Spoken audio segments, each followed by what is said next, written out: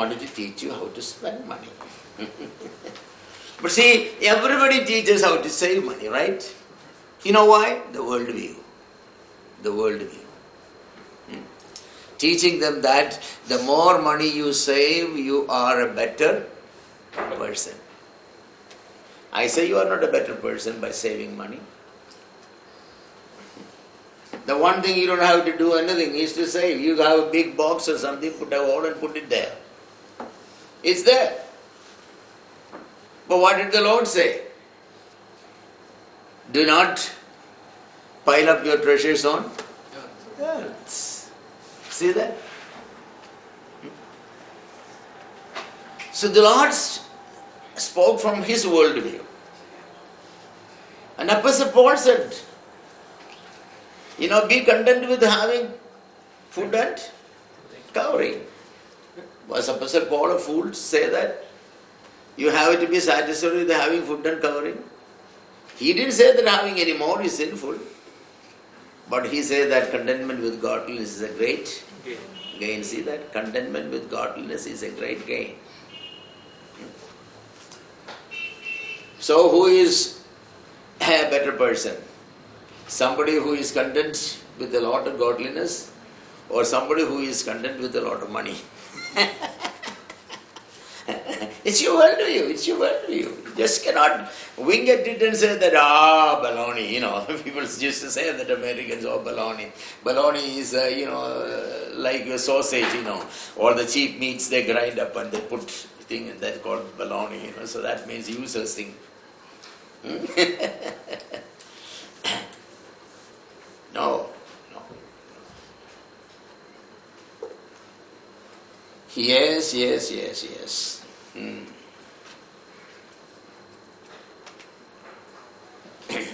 Every worldview revolves around, how you view these 10 areas. Who are you and how you live are essential aspects of your worldview. Either you are a unique creation of God and therefore you are to live in the context of your relationship with God and God's creation, or you are an accident and the universe is an accident and therefore cannot have a definite design or purpose for your life. Existentialism is a result of such thinking. Existentialism. You do what is necessary to exist in the world. You have to kill somebody for your existence. Go ahead and do it. You have to eat somebody. That's the only way you can survive. Go ahead and do it. There is nothing more than existence. But for a Christian, existence is not the ultimate. Actually, it's more than that. It's preparing yourself for a greater existence in the heavenly place with God. That's what you are aiming at. So see how things going, The whole thinking is so different. You talk with certain secular people and you get frustrated because they look at life entirely different. Their values are different. That's why we have more dogs in the streets than children in the streets. Yes. Marx and Lenin, Hegel, they all have the Hegelianism, the dialectical materialism, the Marxian materialism and all the thing, that they are the logical result of the wrong worldview. They are the logical result of the wrong view. Hegel or Marx, they could come only to the, dialectical materialism. They cannot come to, the true understanding of the purpose of man. Because they never saw man as a creation, an accidental product. Yes. So what is the heart of our worldview? What is the heart of worldview? It is God, man, world, and the interrelationship of the three. God, man and the world. And how the three are related to each other. God as the creator, man as the creature, world as the sphere where man is put and to work for God. Amazing. So if I see God as my creator, my relationship with my creator, I have to do many things and I have to stop doing many things. If I am a creation of God, then the purpose of my life is to please my creator. The highest good of a creation is to seek the glory of the creator. Right? The highest good of a creature is always to seek the glory of the creator. Why? The creator is the ultimate. You have to seek the glory of the ultimate. If you see the glory of anything else, it's relative, right? So the ultimate. Why God is seeking His own glory? He does everything for His own glory. And that seeking His own glory by God is not selfishness, it's not sin. But if I seek my own glory, it is sin. Why? Because God is the ultimate. The ultimate cannot seek the glory of anybody else.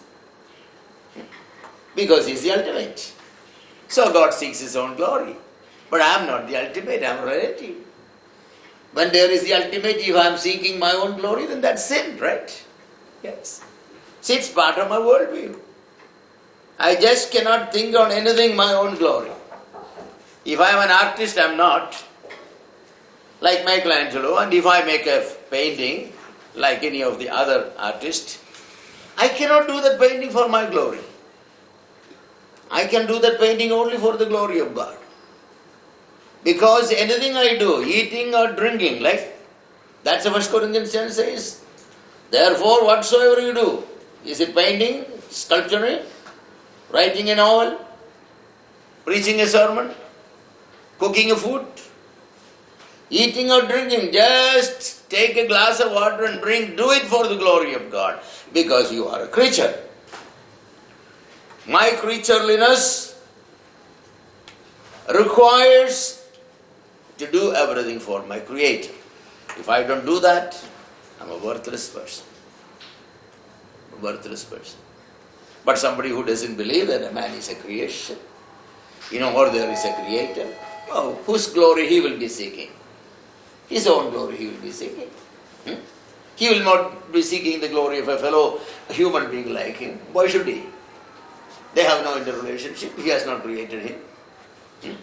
So he will create. That's where the self is exalted in this world. Everywhere you go, in politics, in media, any field.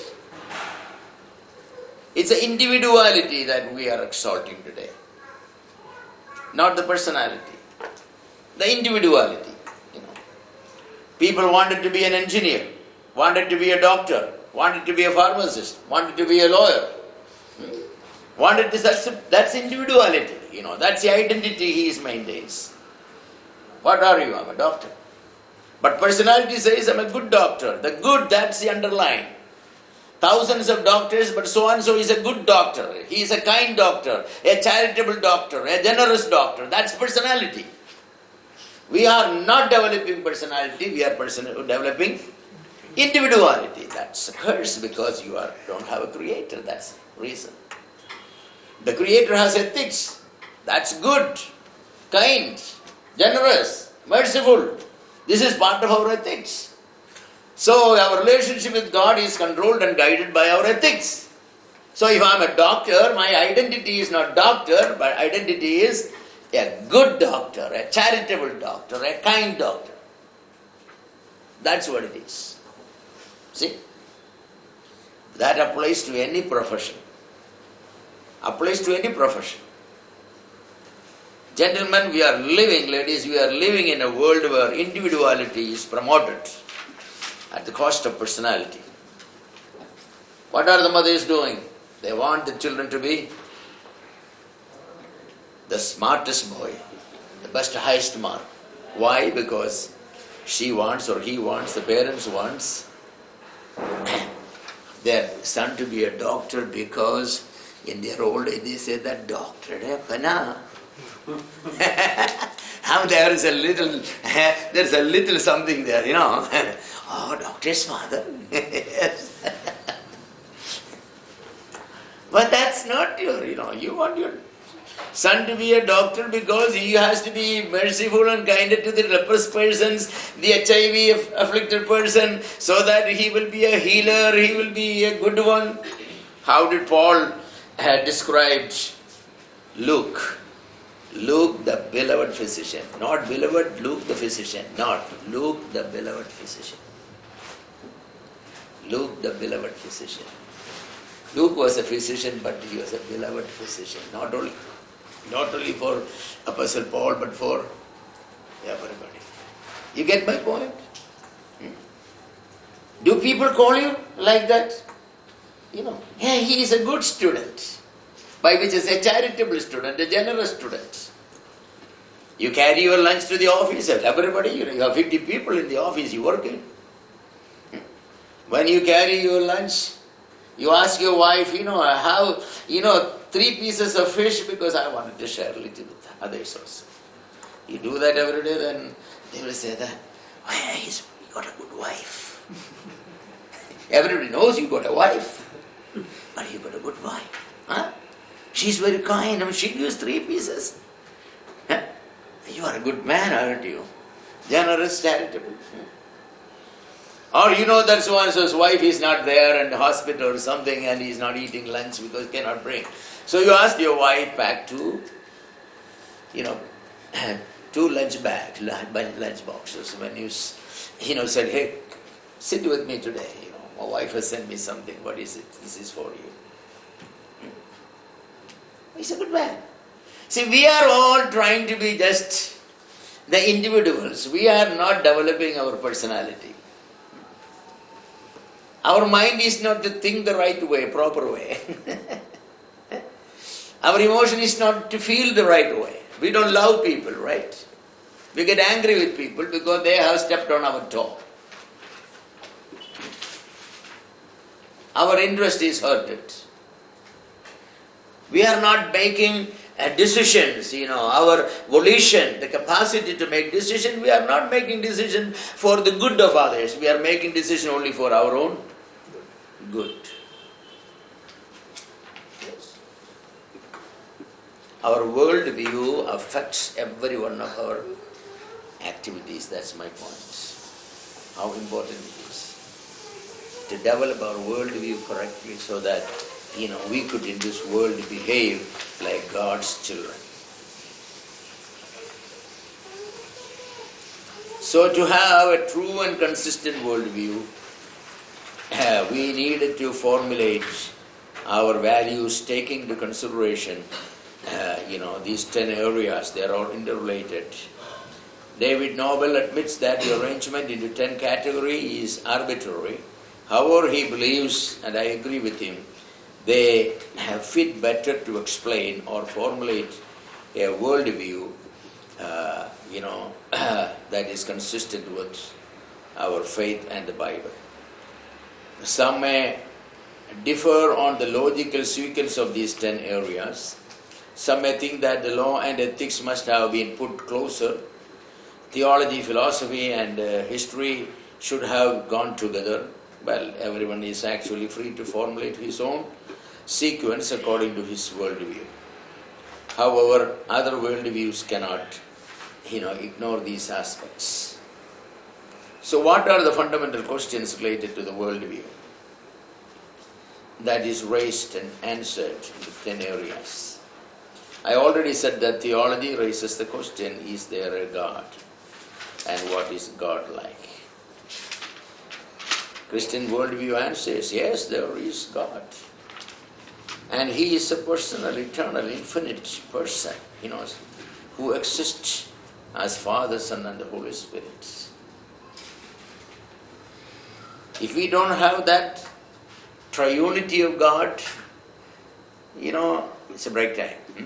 Yeah, we'll take a break. Yeah, if we don't have the triunity of God, our worldview can never be correct. You think of one God, one person existing all through eternity, no creation, nothing. What is he doing? What is he doing? Sitting along there.